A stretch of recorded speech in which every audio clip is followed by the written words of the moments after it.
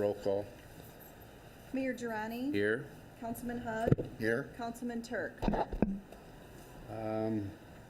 John, we're ready for you. We don't have any you're on the agenda, and Jim Haller, and that's about it. All right. Well, first of all, I want to thank you for inviting me, Mayor, and members of the City Council. As you know, we've enjoyed a good working relationship over the years, and I think the project I'm going to discuss briefly tonight is a testament to public-private partnership that we enjoy here in Will County, and involvement of the public sector very early in this project assured the success of the private investment and what's becoming very quickly known throughout not just the country but the world as the largest inland container port, certainly in North America. And Joliet can lay claim to half of that. One of the things I want to preface any detailed discussion about this is we're in the middle of a very interesting, I would call it sort of a tug of war with Chicago and CMAP, proposed Ileana Expressway. And what I've learned through this process is there is very little understanding of planning folks north of 80 about exactly what is going on in Will County relative to logistics and the movement of freight. We took our delegation to Washington in the spring, early spring. US DOT identified the Ileana Expressway as being on what they call their dashboard of significant national projects. 44 projects are on this dashboard, and the Ileana was identified as number 4. And the importance of that is that the administration, the Obama administration and US DOT are very interested in accelerating the review of projects of national significance, new projects of national significance. And that is one of the reasons we've gotten through Tier 1 environmental study on this 47-mile road in 18 months. And we're about to do the same in less than that amount for the Tier 2. And the only impediment, quite frankly, is the approval and the sign-off by CMAP and the MPO Policy Committee. But what that has to do with my remarks today is that one of the things I would encourage your committee to do, Mayor, and we're evaluating at the CED, is learning how to tell our story better. Because I think the Chicago media obviously is not interested in hearing what's going on down here, at least not in any factual sense. And I think the best way to counter that is, tell them exactly, very objectively, what's happening here. And I think that can be part of a marketing campaign, but more importantly, I think it's simply identifying the strength of our local economy and what it means for the entire metropolitan area. So I think one of the themes outside of sort of more traditional local economic development, which I'm sure your committee will address, is this sort of our place in the world relative to the Chicago metro economy, especially as it relates to transportation, logistics, but also energy, food processing, and advanced manufacturing. And those are the sectors that the CED is currently targeting for growth. And therefore, we think, we're in a position certainly to help your group consider, target industries for growth in Joliet, and whatever we can do to assist, we're available. And we've done a lot of research on this. Scott Fleming is here. He's our Vice President of Economic Development. One of his principal purposes is to work with local communities, not only developing economic development strategies, but also helping with transactions and closing the deals. So, John, yes. When is the D-Day for this? The vote, or well, going to be up or down? The CMAP board votes tomorrow morning. Okay. And then the MPO Policy Committee, which is the federally designated policy group that has the final say on whether or not this project gets added to the fiscally constrained 2040 plan. And that happens on October the 17th. And then we'll see, if that doesn't happen, the project basically comes to a halt.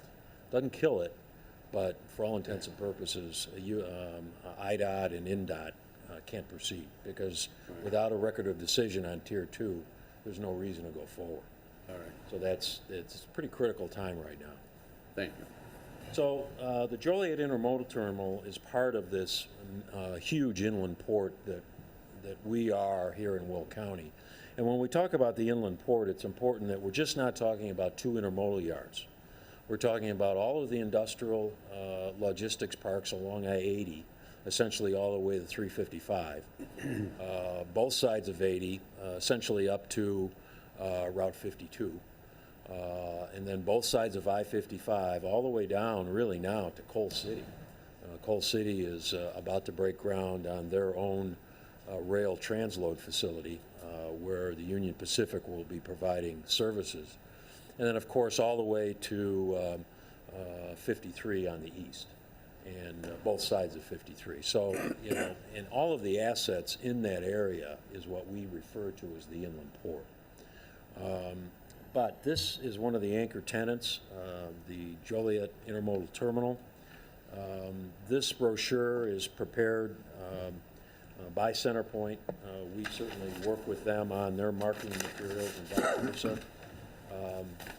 Well, this is the second intermodal project that came out of the ground in Will County, but as you know, you have the third one with the CN project on the east side. And I would venture to guess that that project will continue to expand as according to their plan.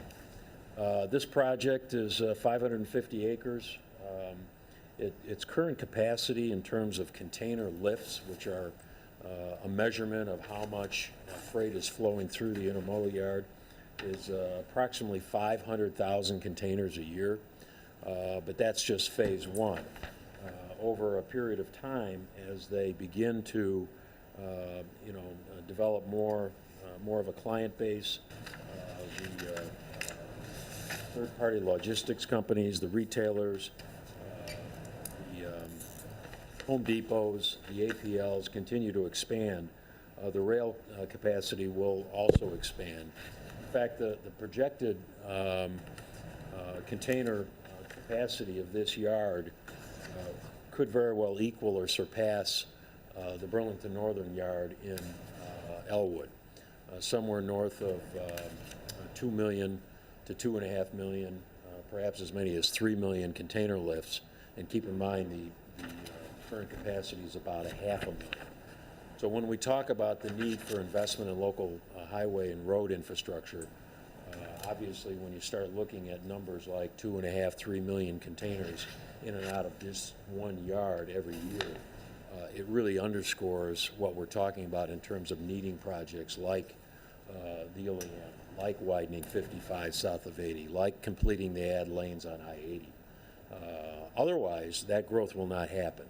I mean, it's a business decision to come into these parks, and if they're constrained by the flow of tractor trailers, and you know, once it gets off the train, and that really has been the problem with the older Chicago rail yards. The reason these intermodals are moving out to the fringe is because the existing intermodal yards in the city of Chicago are very old, they're small, they're highly congested, a lot of conflict between passenger and freight rail. And so this makes it very nice for them to avoid all that. But if we recreate that kind of congestion here, obviously business investment will either continue to go further out or to other parts of the Midwest. So, we think that this particular project is going to grow. We recently had the board cutting at Home Depot. As you know, Mayor, that's the largest Home Depot campus in the United States, which is saying something when you're talking about retailers. And we also, obviously to the south in Elwood, have Walmart with one of their biggest distribution campuses. So what we are seeing for Joliet Intermodal Terminal, JIT, is more marquee distribution companies. We are also seeing transload facilities, the agricultural transload facilities, And I don't know if you've completed the annexation of the Will County Port or not, but when you look at that particular facility and the capacity that will bring for waterborne traffic, it just sort of rounds out sort of the multimodal capacity of the Joliet side of the inland port here. So there's more business opportunities, more investment opportunities. And of course, the big question is, are we going to be creating the jobs that we all want with these projects? Part of the response to that are a couple of projects that recently went into, over the last year and a half, into the Joliet Intermodal Terminal.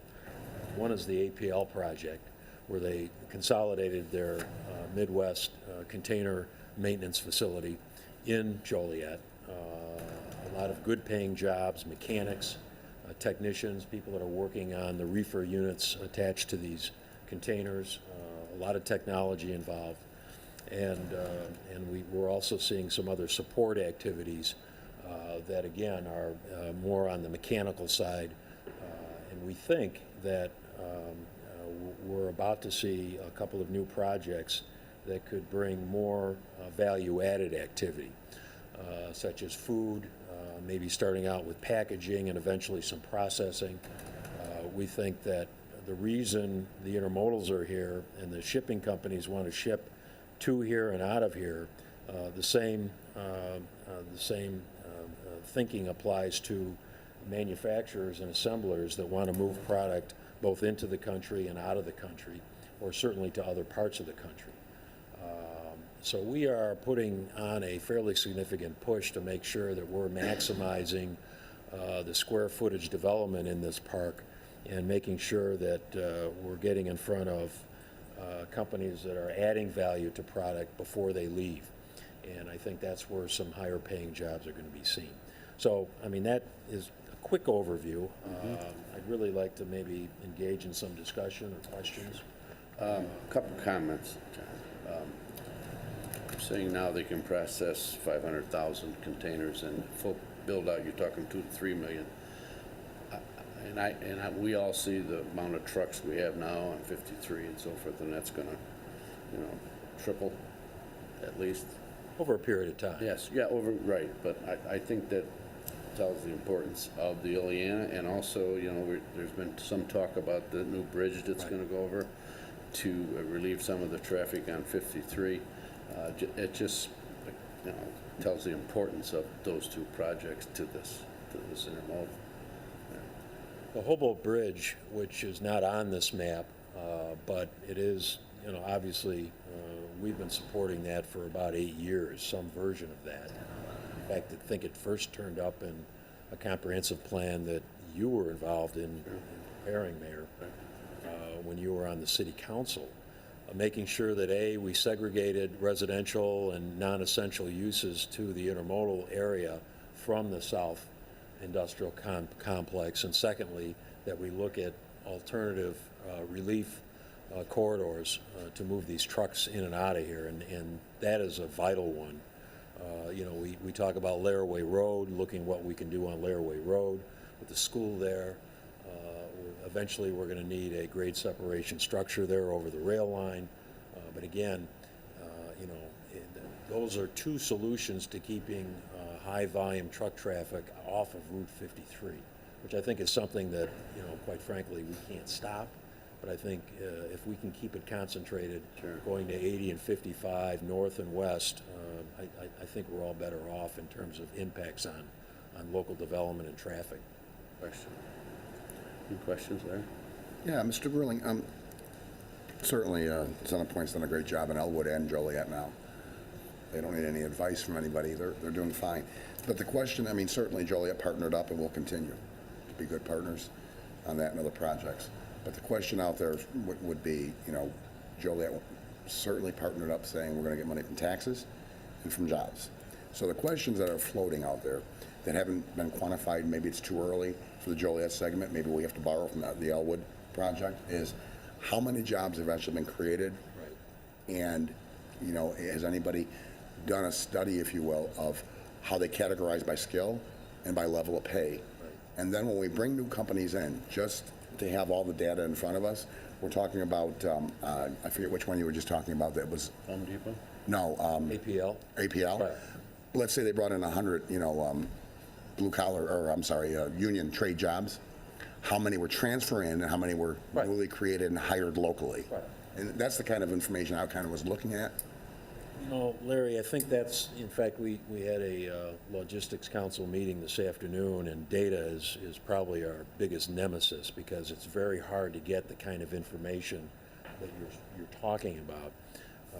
We're looking at ways that we can improve our data sets, even going out and doing some primary data collection ourselves, especially as it relates to activities related to the inland port, because quite frankly, there is some need to justify all of this activity here, and if all we're doing is moving boxes in, unloading them, and moving them out, clearly the economic impact locally is a lot more diminished than, say, more value-added type activities. So I think it's a combination of things that we need to look at, but you're right, we do need better intelligence on exactly what is happening. And are we working on that? Pardon? Are we working Yes. towards Yes. that goal? Yes. I would think Mr. Fleming would have something to do with that. I'm hoping that if the data comes back, a lot of people that were naysayers will be pleasantly surprised. But by the same token, the data might come back and we might say, wow, the average pay is a little bit lower than we really wanted. As the economic development director, do you have some preliminary plans on how we can address that data when it comes in? We're looking at that, and also the job skills are something that we've been looking at. We're working with Pat Carroll and workforce development folks. They've been trying to look at different job skills. And John just mentioned, if you have added value to the product, that there's higher job skills. Home Depot is one that it pays a lot more, and they keep their employees, and there's longevity, and there's job career growth. As if we have the other folks that are, this should be in, should be out, like John's saying, that's lower skill level, and the pay is much lower. And so we have to look at those type of companies coming in or out, and that's what we're working on as far as economic growth. We have to hire skill jobs and add value of the product. I will say, though, as growth and expansion continues in this particular sector, workforce is a really important ingredient for business success today. I think we're beginning to see a lot of pressure on entry-level jobs in terms of just supply of labor. And I think, and we haven't documented this yet, but we're starting to see some trends, more anecdotal, that the wages at some of these facilities are creeping up because of labor supply. And that is a natural economic reality, that if you want to keep a good workforce and not suffer a lot of turnover, having to go out constantly and replenish a workforce just to replace workers, you're going to have to pay your employees more. We just got interviewed by a company that wants to create a couple hundred distribution jobs out in this general area. And they said, well, we talked to some employers, there's high turnover and blah, blah, blah. And they said, what do you do? And we said, pay them more. Pay them more money. You won't have that problem. Right. So if you talk to Home Depot and you talk to Dollar Tree, they don't have problems because they're taking care of their people. Centrella is another example. So, it's a market reality. And our location is so strategic. We're going to lose a few of these projects, but so many will continue to populate here. The wages, we believe, will naturally begin to improve. The largest single cost to these companies that are shipping goods in and out of here are the transportation costs. It's not the labor costs, it's not the real estate costs, it's not the taxes. Over 50% of the costs that these companies realize as a result of this transfer of goods is our transportation costs. So if you can knock a couple dollars off moving a container from A to B, it'll more than make up what you may have to pay for your workers, especially if you're like a Walmart where you're bringing in over 100,000 containers a year. It's a balance. And we do hold up Walmart and Home Depot and some impressive operations they're putting here. And we hold them up on the pay, too, as well. Do we have a handle on actually what the specific pay scale is versus some of the other? Yes, we have some of that information, yes. Is that something that can be at some Yeah, point? we can Someone Yeah, adds there it. was a, and I was told to walk out there. We were told to, the Workforce Development Group did a survey, pay survey with those folks. Pat Farrow has that data, and we'd be more than glad to email it to you. I'm just curious, you know, and I just want to ask the questions I think that maybe the general public I think those are good. wants to know in local businesses. And then the other question I would have is, you know, I mean, I don't want to ignore the 800-pound gorilla. Everybody also talks about the temporary, you know, that seems to be problematic in some people. Do we have a handle on how much actually is temporary, and if any of this, again, and I understand it's your campus, and some folks buy and some rent or lease to be there, and it's not your job to go and run their business, you know, any more than it's our job. But I'm just trying to get a feel of what's, you hear so much out there, John, that Yeah, you know, the temporary workforce is a part of every business sector. Retail has always had a lot of temporary workers, very low-paid workers. The logistics industry is no different. There are a lot of third-party operators in these warehouses where they essentially lease employees. And there are some companies that, quite frankly, don't really do a stand-up job at that. So, you know, we've had some issues with not so much working conditions, but some of the wage compensation issues. And we've even had the director of the Department of Labor in here meet with some of those groups and say, look, if there's a violation of labor laws, let's prosecute. So, but the reality is that workforce is integral to this industry sector. Third-party logistics companies are an important service provided to logistics companies. Oftentimes you'll see a name of a company on the side of a building, a big warehouse or distribution center, and there may not be one employee that actually works for that company in that facility. That's the nature of the beast today. So I think, do we have a handle on how many are temporary? No. We are trying to isolate how many third-party logistics companies are operating in this area. That will give us a much better handle on, you know, who's working for the home office, so to speak, and who's working for a contractor that's providing a service. which nicely brings me to maybe my last question on this topic, but it's a question for both you and Mr. Fleming. What can the city do to help? Moving forward, we all want to see Center Point grow, and we want to make sure it brings in more business and therefore more employment opportunities. But like you said, you're trying to get a handle on maybe somehow having an effect to try to increase the wages, whether it be value added or even for the entry level. Is there anything, maybe it's more to Mr. Fleming as the Economic Development Director, what do you think the city can do to help you do that? Well, I guess. Yeah, right. John's really the expert here. I mean, Yeah. Either one can answer. I have no well, preference. It's either way. But, I mean, John can chime in on this one. You know, we're seeing some, what you can do is we can work together to track, you know, different businesses here, the type of businesses that we want. Advanced manufacturing, we were looking at food processing, we're looking at, you know, high-tech manufacturing. Advanced manufacturing now is not the old industry that of our forefathers. It's, you know, computer, IT is involved with advanced manufacturing, so there's high skill levels involved in manufacturing. And those wages are much higher. They're up, you know, $30,000, $40,000 a year type of jobs. And those are the ones that, as a city and the CED, to work together to track those type of businesses, not and mix it in with some of the warehousing. So you're in the process of doing that, so I guess I'll reiterate, that was a great answer. So what can we do to help? Well, let me get. Is there something that at some point you can bring to us, or a proposal or a suggestion that we can help as a city? Yeah, I think you know, it's interesting. You know, we work in 37 and a half municipalities in Will County, and we see various levels of sophistication in terms of the community's ability to attract business and keep business. I think, you know, the first thing you can do is make sure that you are sort of philosophically geared towards welcoming business and being friendly to business. I think, you know, interestingly enough, you know, everybody thinks it's the incentive that makes a deal. More often than not, the incentive is simply a, you know, sort of a representation of the community's support for business overall.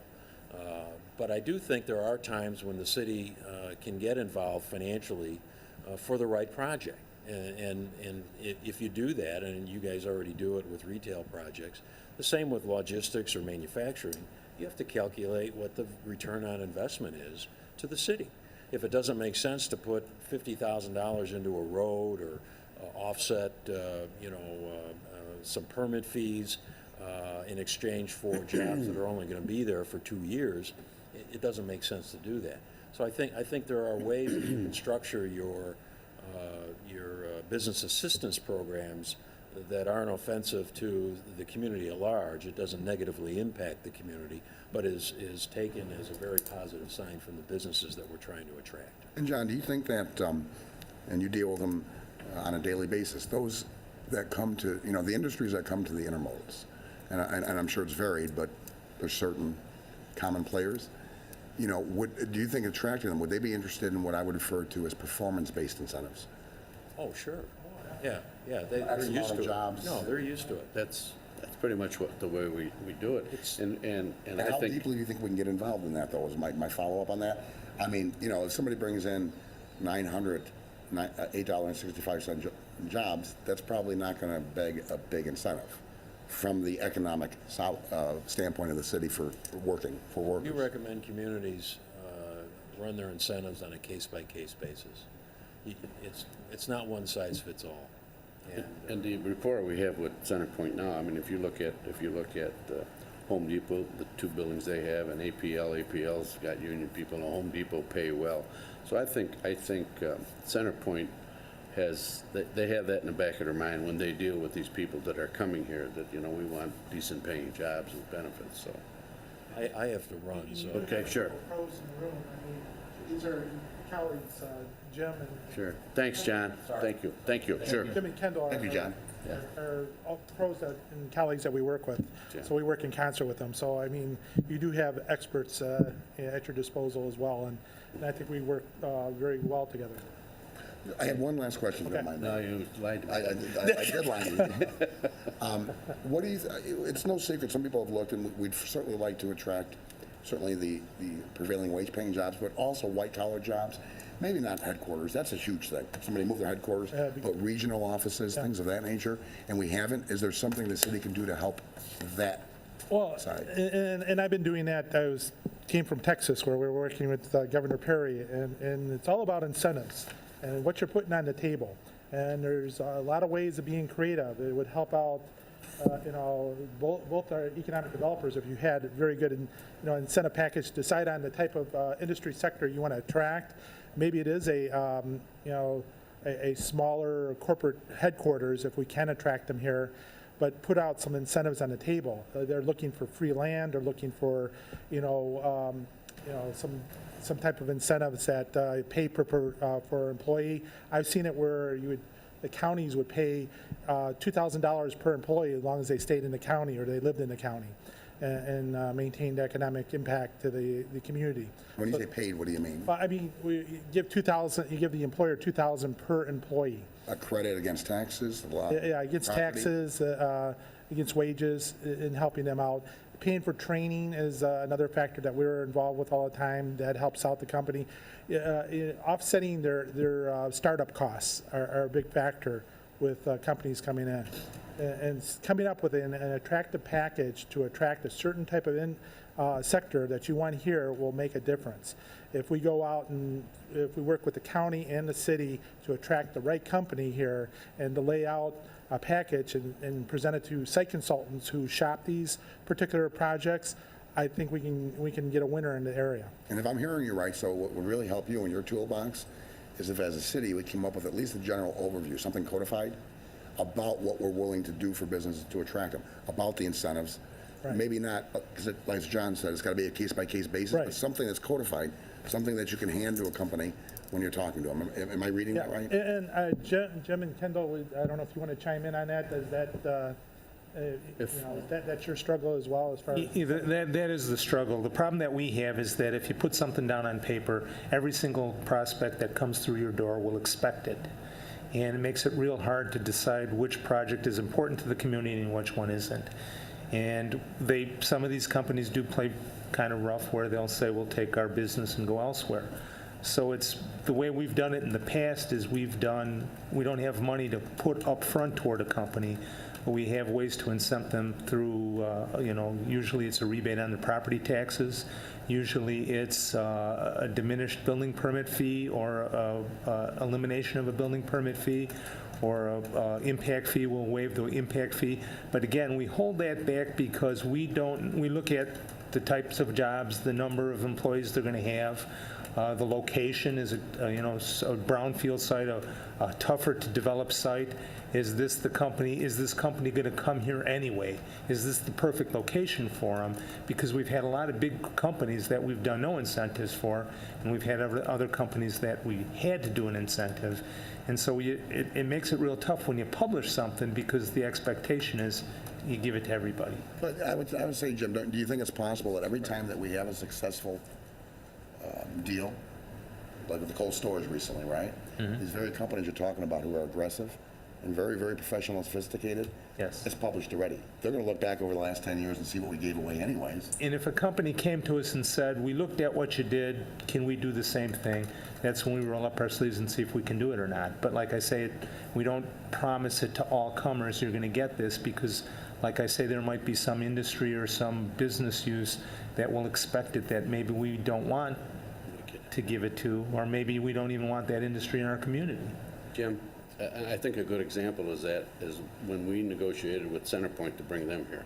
Yes. They wanted to be here because of the railroads and They so did. forth and so on. We didn't have to give them anything. As a matter of fact, they gave us an impact fee to come here. Right. They asked us for a TIF. They wanted to do a TIF like they had in Elwood, and we flatly refused to do a TIF for the Centerpoint Union Pacific development. They paid full freight for everything that you see there, and the taxpayers really didn't incent them at all to come here. And when we do what I've been doing with yourself and Tom, is when we get somebody come in, it's based on, like you just says, how big their investment is, what kind of jobs they're going to Yes. have, what they're going to pay. Yes. That's what we base our incentive on. Yes. And we just got one that's looking here now that they haven't asked for anything yet. That's correct. So it all depends on when you sit down with these people. It's negotiations. And we also try to incent the end user if we can. We don't want to give an incentive out to the guy building the building per se. We would rather give it to the person who's going to occupy the building and hire the people in that building. And that's part of the problem too, is if you identify it up front as an automatic, then you're going to have maybe a double ask where the developer's going to say, well, I need that to cover some of my expenses. And then when the user finally gets identified, see, a lot of times too, you're going to a spec building and they're saying, well, I need some financial help. So, and the end user's going to come in and he's going to say, well, I need some financial help too. And if you've already spent whatever you were going to give to a project and the developer's going to get it, then the end user might not come and you might wind up with an empty building. So we kind of keep that close to the vest. We don't really publicize it so much. We'll definitely talk about it in our discussions and negotiations with the prospect. Right. And a lot of times, the prospect will say, I'm looking at you, I'm looking over in Northwest Indiana, I'm looking at, it might even be Memphis, Tennessee. And so a lot of times we're in kind of a bidding war. We've been pretty fortunate because our location really does sell itself. And like I say, we've had several people that have landed here that have not asked for anything, that this location is good enough. And so, like I said, we kind of do play that a little bit close to the vest. But I think in recent, I just want to say one thing. Your Honor, Yes, sir. exactly, that's what my comment is. Some companies will come in and not ask for anything, which is fantastic. So, as like John says, one size doesn't fit all. But I can remember 15, 18 years ago when I think a lot has to do with the economy too. If the economy's robust and doing well, they may ask for less, but That's correct. to get into this area. But, I think too that, we have dealt with, it just depends on how far the council wants to go. I can remember sitting in closed session with Jim showing us what this company wanted, and we going back and forth, and we just told him, we're not going that far. And sometimes they would come, sometimes they'd go somewhere else, but, there's that certain point where the value isn't worth the risk, so we told them, One size we called don't their bluff, and some of them walked and some of them came. and I kind of look at that as, I can go to a business that gives me a list of discounts. I don't tell them what I got to do for the discounts. And when I tell them, and then I know, and then I go talk to my wife. I'm talking in the private life. this is a marketing, this is a digital world marketing. I'll be blunt. A lot of people are aware, or at least the claim is being made, that Romeoville's doing a pretty darn good job of kicking people's butts during the slow time. And recently we had a chance to see a part of their marketing, didn't we? And it was pretty impressive, wasn't it? Right. And we need to work on something like that. I think a toolbox, I'm not saying laying out that a couple of people here said, well, we don't want them to come and ask it, and then, well, if they come and ask for it and we don't feel it's right for that time and that place, I have no problem saying no. I can live with that. Well, I think That's what not a Jim's problem. saying is we don't want to put it down on paper that, and it's negotiable. Some people ask for more, some people ask for less. But what you can do, I think what would help out Joliet would help out, this area here, if well, everybody wants a big corporation in here. Would like to have that. That's a great anchor. The growth, the impact, this is enormous, having that, and it would build up Joliet. You can put that out on the table that if it's a corporation, we would come up with incentives, the county, working in concert with the county and Joliet, that we would make, a big incentive package. If that gets out, we could talk to site consultants that way and say, we're going to put everything out on the table for, bringing in a corporation, and that's it. We're not going to, give it to, a warehouse or, just a small industry, but a corporation, we will go way out on the limb and come up with a great incentive package.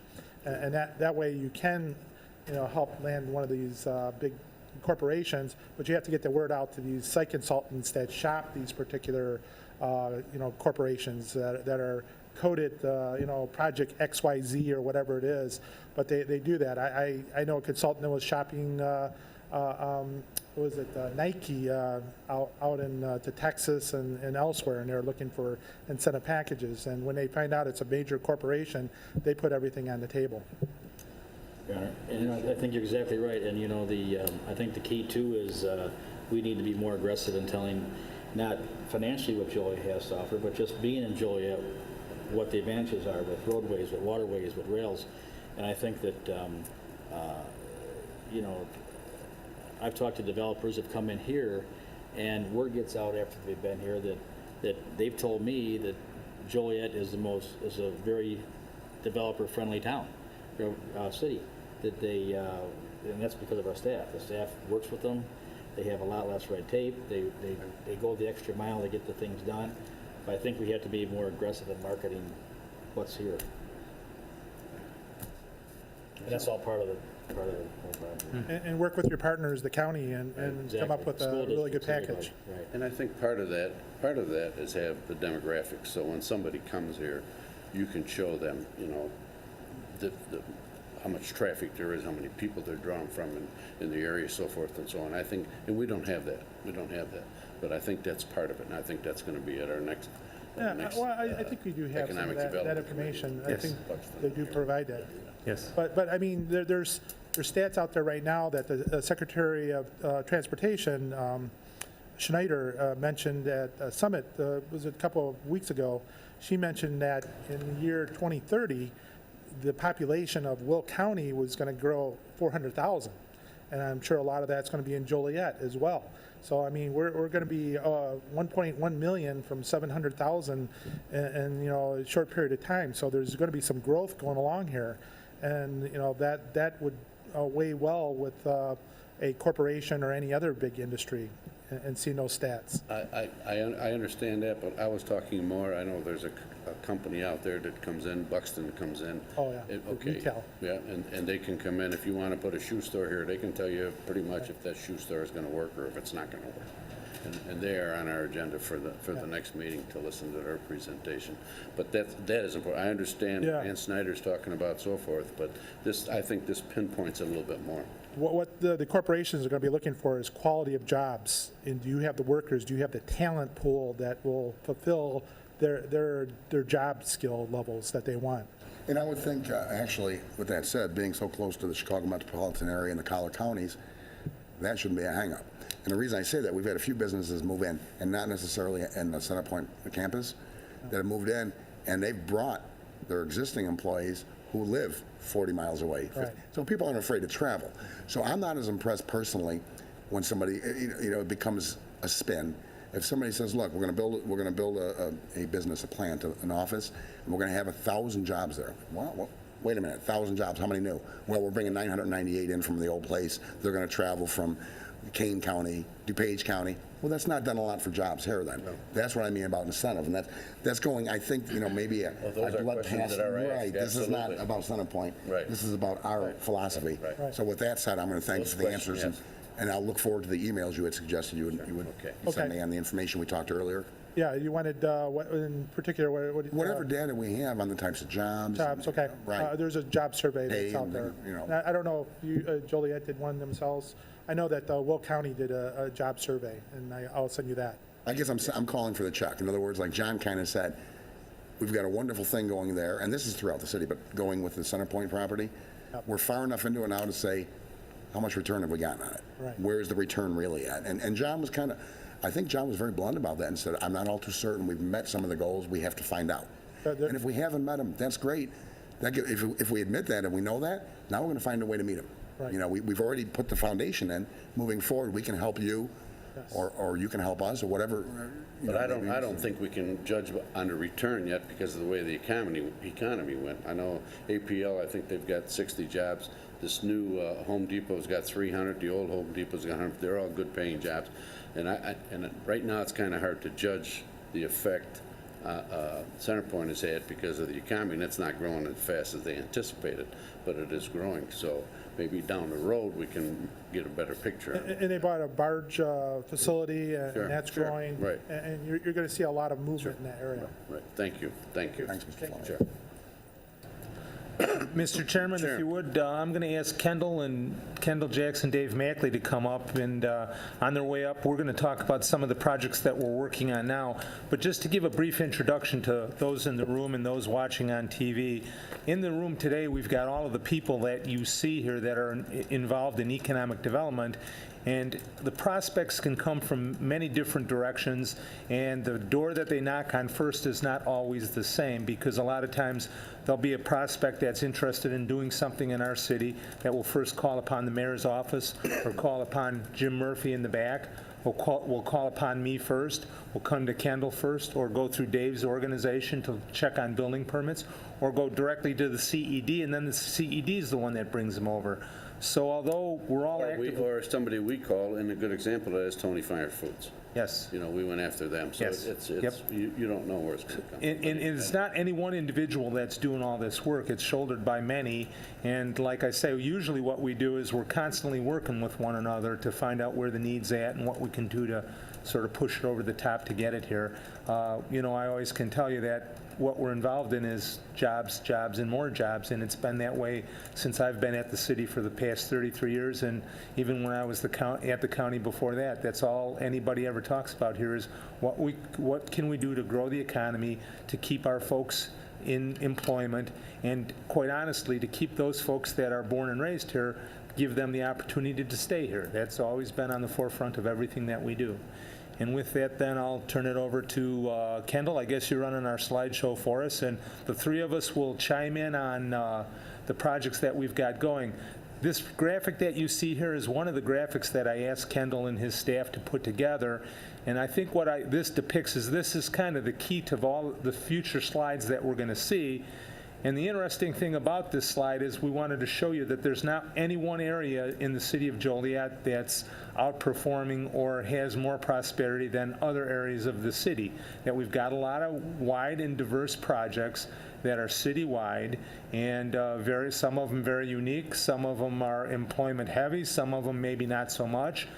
Interesting thing is that all shows investment in our community and faith in our community going forward, and that is very, very important. And real quick, if you don't mind, Mayor, Jim, and I'm not sure what each of these black dots are, and I'm sure you're going to move towards that. We'll move toward them. But right now, I'm a get to the point numbers guy. So I would really be curious about a report, maybe a monthly report from the development department about existing ones that were proposed as of the previous month and where they're at, those that are moving forward in the report, and the new ones that have come up. And here's the question that come to me right now. What's the average number of new jobs for Joliet residents for all these projects? What's the average increase in sales tax if that applies? And there's projections, and I understand it. Right. And those are the numbers I need to see as a council member. What's the average increase in the city portion of the property tax if there is no sales tax? So that's the kind of information I'm looking for, and I can't speak for Mike and the mayor. And you'll see how tough that is to track at this stage of the game, but we'll run through the slides, and you'll have a better handle to answer those questions when we get to the end. Kendall, go ahead. Okay. Mayor and members of the Economic Development Committee, we've put together a presentation on current projects. We'll start with all of the activity going on downtown. This is a picture of the recently opened Phase 1 of the Transportation Center, which is our 398 space main commuter parking lot. And that was completed early this year. It's open. The commuters are starting to find it in increasing numbers. This is Phase 2 construction at the Transportation Center. That started about a month and a half ago, and this is the relocation of the Rock Island passenger platform. Another slide there showing some of the work that's been going on. I don't have the exact number, but all told, between Phase 1 and Phase 2, we've probably seen somewhere close to 100 construction jobs that have been created so far. Quick question. For what average duration? Those are the numbers I'd like to see on a report. Sure. We have 100 construction jobs that on average lasted 6 months, 12 months, 3 weeks. Does that make sense? Mm-hmm. This is the Joliet Junior College. If I may, Yeah, you sure. know, that's all well and good, but, you know, to put, I don't know, put staff through all that to find them numbers, for what? I mean, they're construction jobs, whether they're 2 weeks, 3 weeks, 4 weeks, they're construction jobs. And I don't know how much research you have to do to get them numbers, but for what purpose? So we know what we're putting our efforts into. You know, there's an old saying. But we still have to put our efforts into this, whether it's for 2 weeks or 3 weeks or 6 weeks. It's something that has to be done. Well, You know, Mayor, I think philosophically we disagree then because I can't have too much data. well, How do I judge a decision I've helped participate in if I don't have the numbers? I don't mind data if it's worthwhile data. If the data comes back, it's not what you like or Mike likes or I like, they're not going to stop this project. The project is going to go on irregardless of what the data says. No, but if the data is not where we expected it, if it falls far short, we finish a project, and I'm not talking about this particular project. It could be any project. And we say, you know what? We're not going down that route with a similar project. It didn't have the payoff. In that case, fine. In that case, fine, but not for this project. I mean, we're going to finish this project, whether he's constructing jobs. Most of my statements, Mayor, aren't just for one project here. Remember, we're starting an EDC here, an Economic Development Committee, and I want to go forward, have a philosophy, and put together a structure. But right now, he was talking about that project, and that's when you said you wanted to know how long the construction jobs are going to last. And I just see no sense to have them go through. I don't know if that's going to be a lot of work to go through, find that data or not, but if it is, I mean, for what? This is a project that's going to go on, and it's going to be completed in 2015, irregardless. Probably for the same reason that Kendall was kind enough to crunch the numbers for our diversity committee, because somebody needs that information. Okay. Okay, I'll move on. This is the Joliet Junior College Downtown Campus redevelopment project. Broke ground last year. Broke ground last year, $50 million project. And it's our understanding that they will complete the shell of the building there. And they're looking at receiving additional funding from the state to do the interior build out.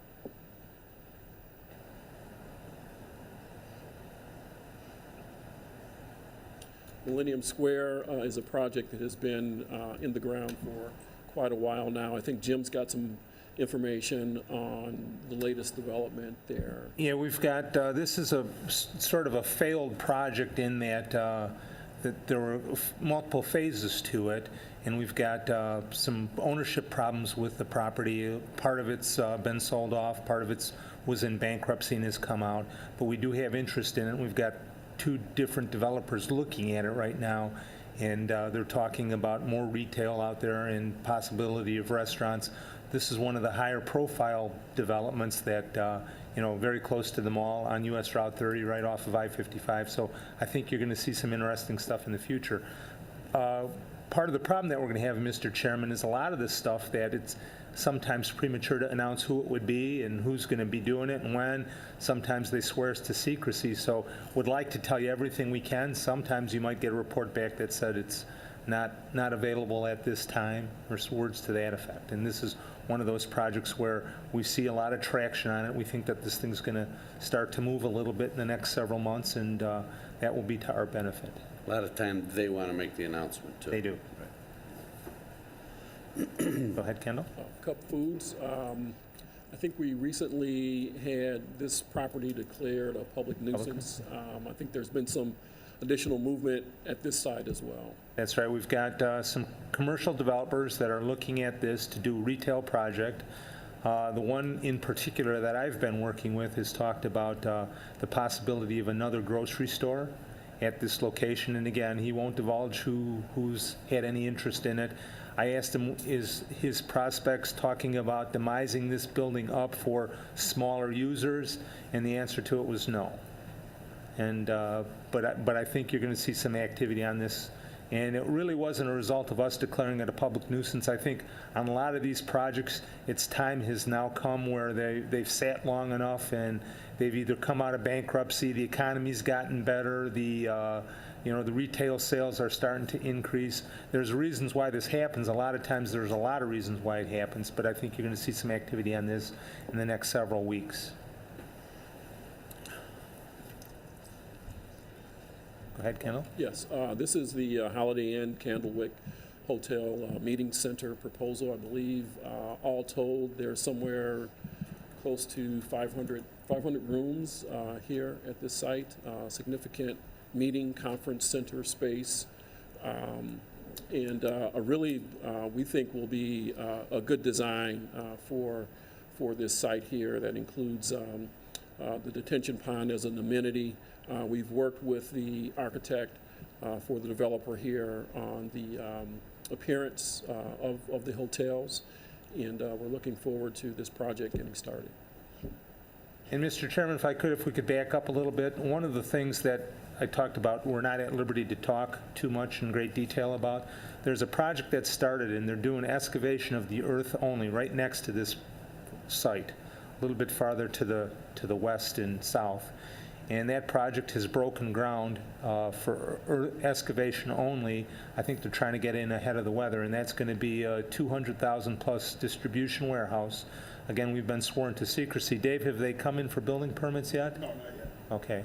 And but they do have the grading only, and they've started that construction. So that's, again, a company that has the desire to distribute within the Midwest, chose Joliet to do that. Smaller kind of, primary distribution company, but I think when they announce it's going to be, we're going to be glad that they're here. I'm sorry about the image here. It's a site plan for a proposal on Jefferson Street. This is the old Joliet Dodge site. And we've been working with the developer here who would be bringing some significant retail and restaurant outlets to this portion of Jefferson Street. And Aldi's supermarket would be here, as well as Chipotle and Panera. And Panera Bread. And we have had a little stumble in the requirements that IDOT's putting them through with modifications to their driveway entrances. And the mayor has helped host a meeting to get the log jam. Hopefully we could get through that. The hang-up was that the cost of some of the things that IDOT was looking at jeopardizes the project going forward. So if we can get a modification to some of those requirements, then we're pretty confident that the project can go forward. I got an email from Robin, Senator McGuire's secretary today, and there's a meeting set for October 21st. Okay. Up in Chicago with IDOT and yourself and Trisna. I'll forward that email to you. I got that late this afternoon. Very good. Okay. I remember the date because that's my wedding anniversary. Better not forget that. Okay, this is Port of Will County, which is another development out in the Center Point Logistics Park area. John Grueling had alluded to this development in his presentation. We will bring this to City Council, I believe, next week for the Right. annexation. Right. And you just did the intergovernmental agreement with the County of Will on that whole sales tax thing that they had before, is when they were operating in the county. And you did that at last meeting, and the annexation of it, and the annexation agreement will come before you at the very next meeting. Isn't there a mine on this property Yes. too that's how many feet deep? Somebody It's 400 feet below the surface. It's run by Mining International, and they've got a unique arrangement where they actually produce the aggregates, and then Prairie Materials, the concrete producer, is the one who actually markets and sells those products. And they do it on the property of Centerpoint, who actually owns the property. So it's somewhat convoluted, and if you remember, what you're going to see at the next meeting is we zoned the parcel quite differently in that the top of it is zoned for industrial distribution, but underneath is zoned for mining. And they wanted, the lawyers were very specific that they wanted it that way due to the ownership of the property. Okay, Kendall, go ahead. sure. Sparkle Car Wash. Yeah, Jefferson. This is on Jefferson Street, just west of the bank there, In east of Terry Darcy. east of Terry Between the Darcy. two. We've worked with the developer on the appearance of the building here. I think what you'll see is something that's in line with the Terry Darcy VW dealership in terms of the look of this particular facility. Councilman Turk, I think your comments at the last council meeting regarding developers, builders bringing their A game to Joliet, I think we'll see more of this going into the future. Right.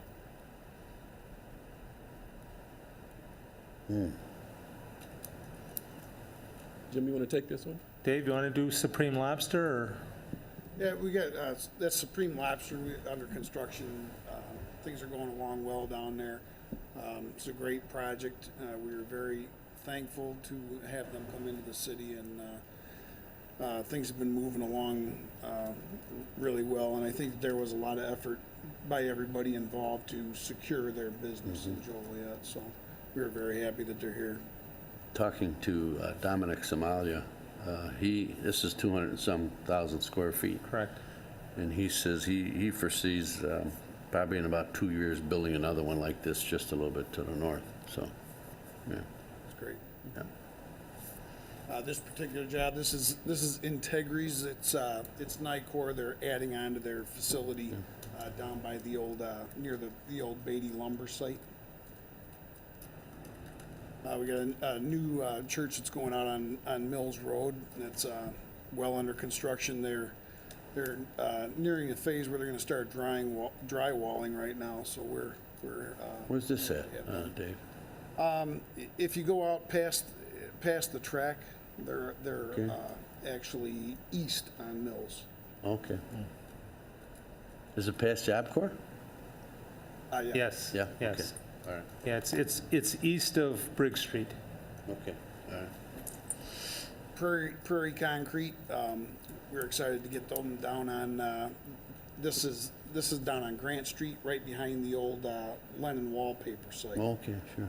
So we're excited to get them down there, have another batch plant in the city. I know Jim worked with them quite a bit on getting that in there. Yes. Councilman Morris's Oh, yeah, it's funeral home, addition, the Minor sure. Morris Funeral Home addition. He's putting a couple parlors on there, so that's and expanding his residence also. So that's another real nice project that we got going on Richard Street. Len's Food and Fuel down on South Chicago Street. We were very happy to get him in there. Here's a perfect example of staff and your office, just the mayor's office, just really working very hard to really incent this gentleman to put that facility there. We just bent over backwards to try to get him into the ground. His idea was to get down there and be in for race day. So we did everything we could to piecemeal this job together and keep him rolling. and we were successful in getting him open for before race day. So it was a great project. It's something that was greatly needed down there. I think you'll see a lot more spin-off now that he's in place down there. Well, he didn't take long putting it up, I'll tell you that. And Dave, he had Pop's Roast Beef as one of his vendors inside, and then a Dunkin' Donuts, and they did not make opening for the race weekend. But should be open by now, both of them? Yeah, we got Pops is open. Duncan has not quite made it yet. Okay. Some corporate issue, but they're getting much closer now. Okay. It's a good commercial project. It's going to bring some tax dollars in. The only question open-ended for me is how many full-time jobs has this provided so far? Do you have any data on that? That I would have no idea of. And we can get that from the developer. If you would, Jim, I Yes. appreciate it. Happy to do it. Cap Barbell, they are putting up a new warehouse down on Route 53. They've been a resident of Joliet. They have a facility out in Rock Run, and then they needed to expand, so they moved over to this site over on South Chicago Street. We're really happy that they're in, just great people to work with. Are they And- gonna and keep Dave, the one on, they're gonna keep the one at Rock Run? Probably, no, I think they're going to relocate. Move everything over They're there? relocating, Okay, yeah. all right. This building they'll own, the other one they leased. Okay. And Mayor, one of the things about Cap Barbell, they're investigating the possibility of putting a retail store on that facility where they would sell their product to the general public. They've not come to that decision yet, but there's discussions about going in that direction.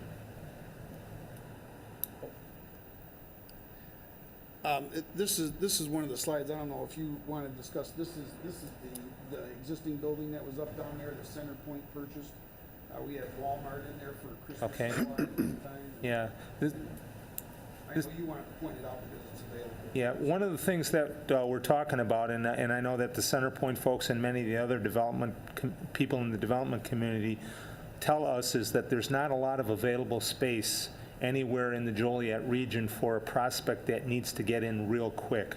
This is one of the buildings that was occupied at one point in time. It's currently vacant, and it is available, and from what I hear, that there's been some folks that have been looking at it. So the possibility, and this is in behind where the Cap Barbell is. The Cap Barbell sits on its own lot directly across from the drag strip off of Route 66, South Chicago Street, and this building is tucked in behind it. But there is some activity. There's people looking at it now.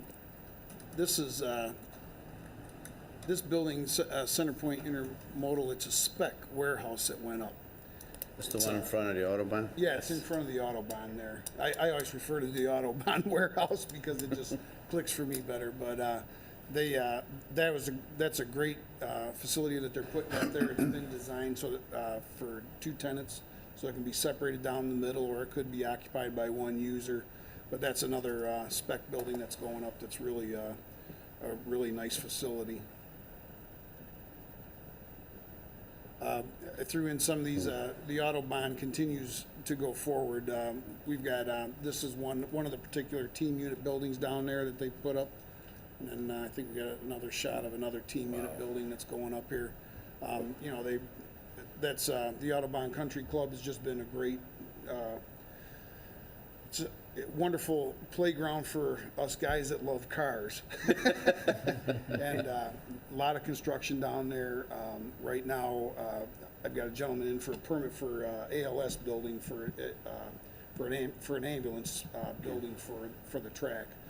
So that's some additional development that the Autobahn folks are doing themselves. So. And Mr. Chairman, if I could just interject that when we first did that Autobahn development back in its infancy, they never had the idea of having these team units.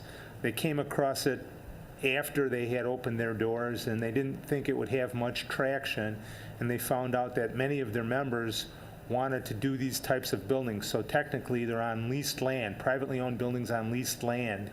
They're members of the Autobahn, and Autobahn is the one that leases them to them.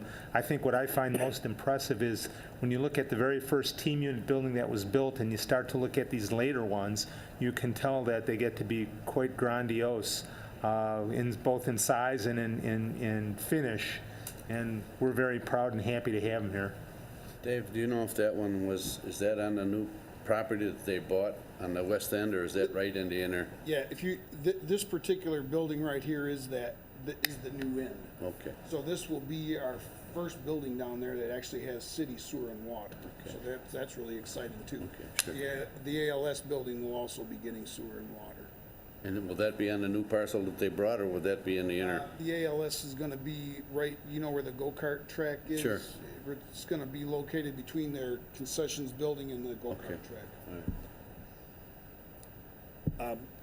Clarius, Yeah, let me talk about this one. This is Clarius Partners, so it's down by Amico Road in Youngs Road. It's visible from I-55. You've got Bluff Road to the south, so this building is very unique in that you've got very quick access out onto I-55, either from Route 6 or from Bluff Road to the south.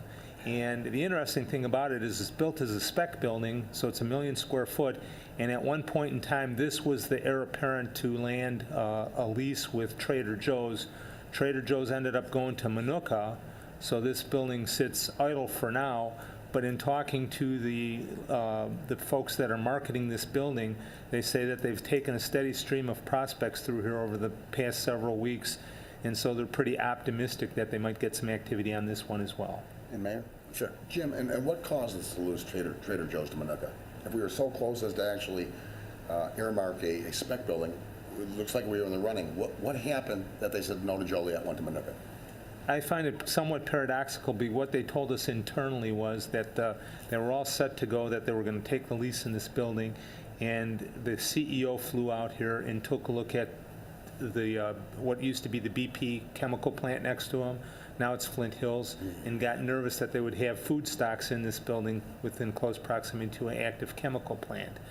And so he was the ultimate decision maker, so they elected to go to the other facility. And the reason I find it somewhat paradoxical, because when you look at that building, off in the horizon are many chemical plants, but albeit more miles away than the close proximity here, but not free or clear of influence of chemical plants. And as you know, we've not ever had any problems with any of these chemical production facilities in the past. So When they went to Manuka, did they go to an existing building, or did they build their own? they built brand new. And we couldn't find a spot for them in Joliet that would have made them comfortable away from the chemical plant? We offered, but no, the next thing we knew that we weren't in the running, and that other place was, we tried to get them, tried real hard. We're willing to do just about anything to get them, but they ended up. I thought we had them, but I thought we had them too. And we didn't find out about it, Councilman, until it was too late. Okay, thanks.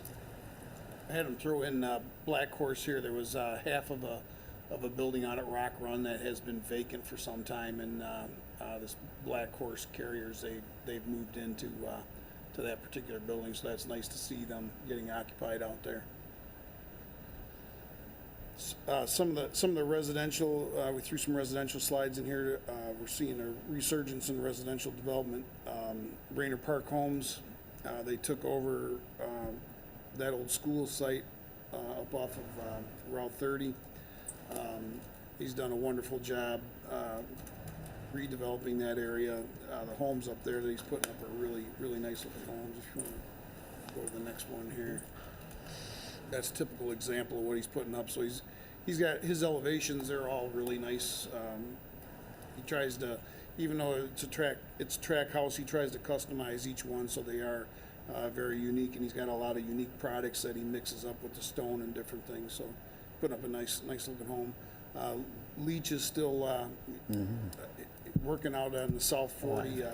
He's got his John has his nephew Greg is now on board with him, and they're building more houses out west. So we're glad to see Leach back at it. Puts up a nice product. Cornerstone Development, they put up another one of their houses, and so they continue to develop here. Along with Core Homes is starting to build in Clubland, so we're glad to see the action back in Clublands again. It was a former Newman. Theodore's Ridge with B&A Homes. Fall Creek, Meadowbrook Builders, they used to build here, had gone out to Manuka, and now they're coming back. So we're glad to see Meadowbrook coming back. MI Homes has purchased some lots out in Lakewood Prairie, so they're under construction out there. They put up a nice home. Also purchased lots in Kearney Glen, which we're glad to see back underway again.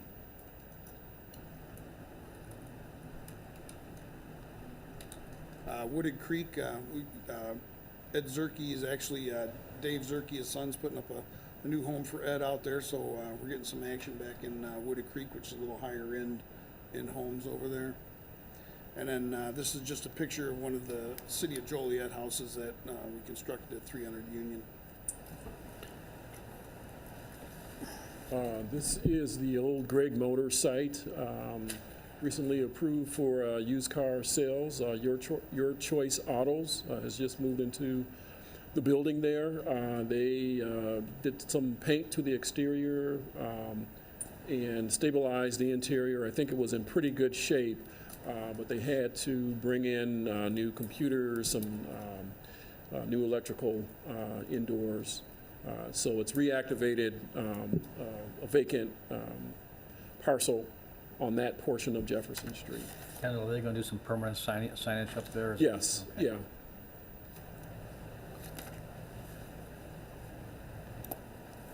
We got the Bill Jacobs.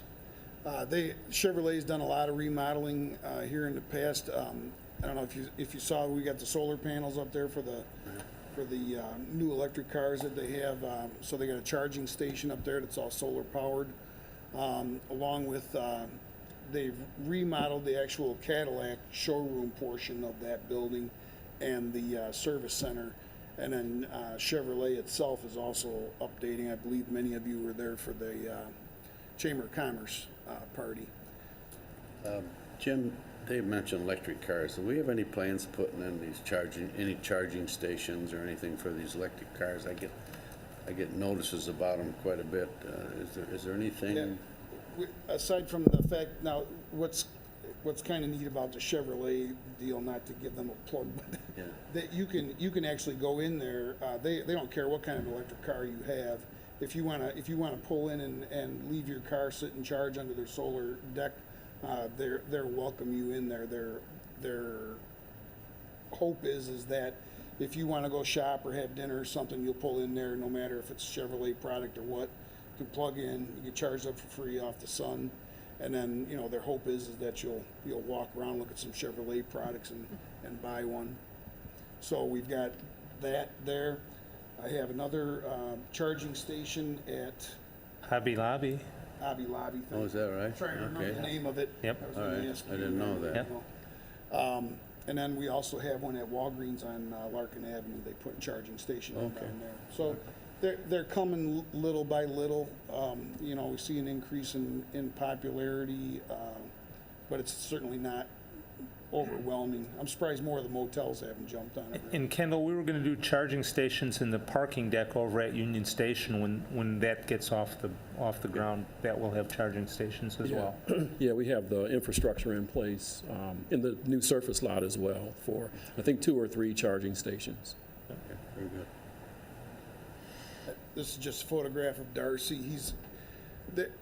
He's doing some remodeling on the one in. This is like a customer vehicle receiving area. It's on the be like on the north end of the building. So Terry's got some nice project going there with the GMC building. Just another shot of it.